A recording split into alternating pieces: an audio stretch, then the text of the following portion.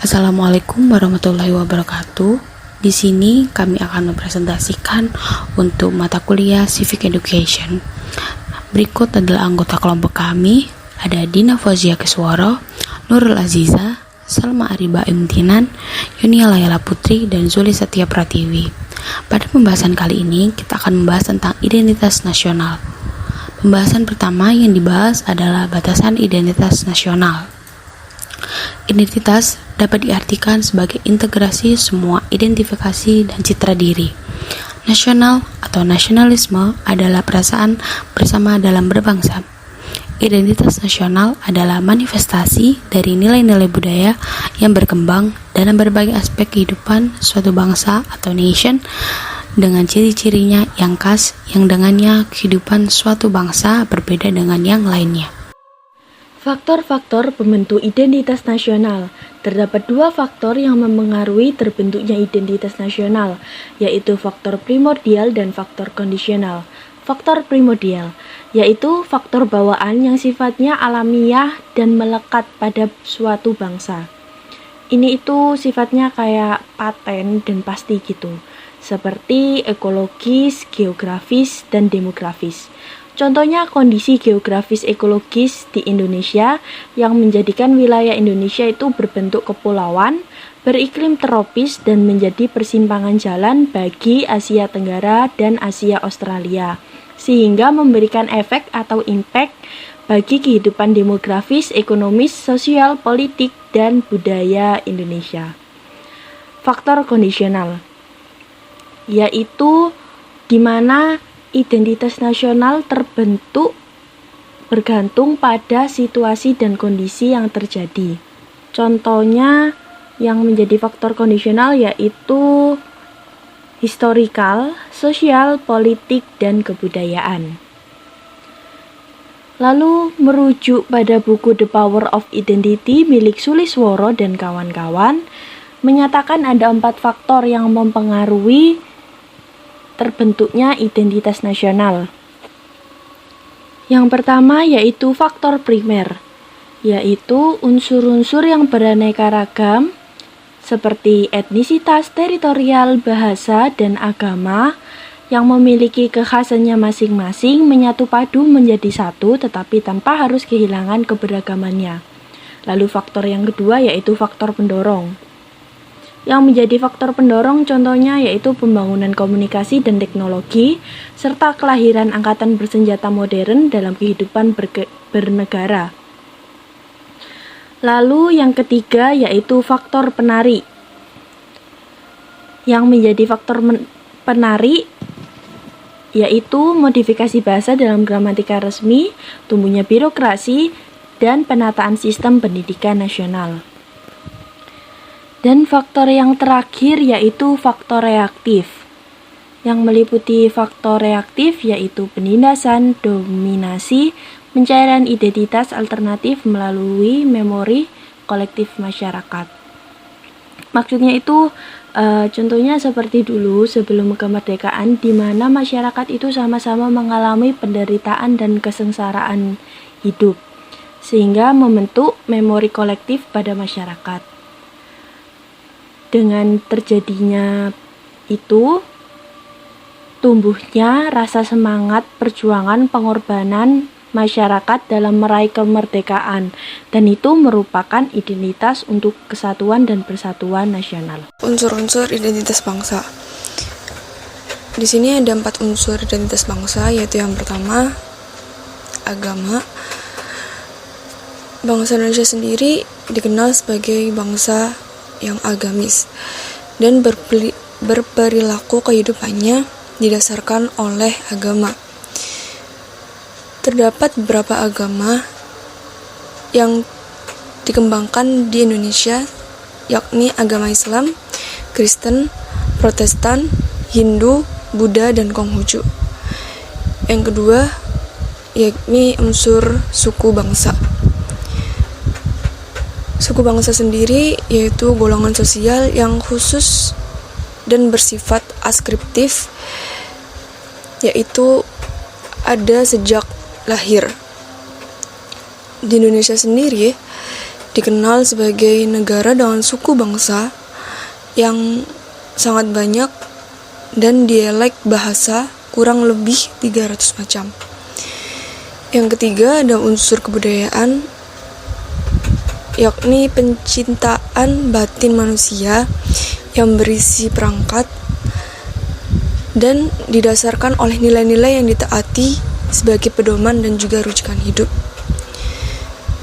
Dan yang terakhir adalah bahasa. Bahasa ini digunakan oleh anggota masyarakat sebagai sarana untuk bersosialisasi, berinteraksi, dan identifikasikan diri. Dari unsur-unsur tersebut dapat dibedakan menjadi 3 macam. Identitas, yakni identitas fundamental, identitas instrumental, dan juga identitas alamiah. Sifat dan karakter identitas nasional. Identitas bangsa termasuk dalam jati diri bangsa yang bersifat dinamis dan khas. Jati diri sendiri bermakna sebagai sifat manusia. Artinya, dapat menentukan karakter seseorang dan kepribadiannya. Dalam konteks identitas nasional, menjadi ciri membedakan bangsa Indonesia dari negara lainnya. Eksistensi negara akan selalu diuji oleh kekuatan internasional dalam segala bidang, baik ekonomi, sosial, politik, dan budaya. Negara yang tidak mampu mempertahankan identitasnya, yang menjadi kepribadian nasionalnya, akan mudah goyah dan terombang-ambing, yang pada gilirannya akan kacau, bimbang, dan tentu sulit untuk mencapai cita-cita dan tujuan hidup dalam bernegara. Identitas nasional dalam kajian. Yang pertama, kajian historis. Identitas nasional mulai disadari pentingnya saat muncul kesadaran rakyat Indonesia untuk berjuang melepaskan diri dari penjajah secara lebih teratur dan terorganisir pada awal abad ke-20. Yang kedua, kajian sosiologis. Identitas nasional terbentuk melalui proses interaksi, komunikasi, dan persinggungan budaya yang terjadi secara alamiah baik dalam perjuangan panjang menuju Indonesia merdeka maupun pasca kemerdekaan. Yang ketiga, kajian politik. Identitas nasional yang menjadi penanda dan jati diri bangsa seperti bahasa nasional, bahasa Indonesia, bendera negara yaitu bendera merah putih, lagu kebangsaan Indonesia Raya, lambang negara Garuda Pancasila. Selain 4 contoh yang saya sebutkan tadi, ada pula bentuk-bentuk identitas nasional sebagai berikut.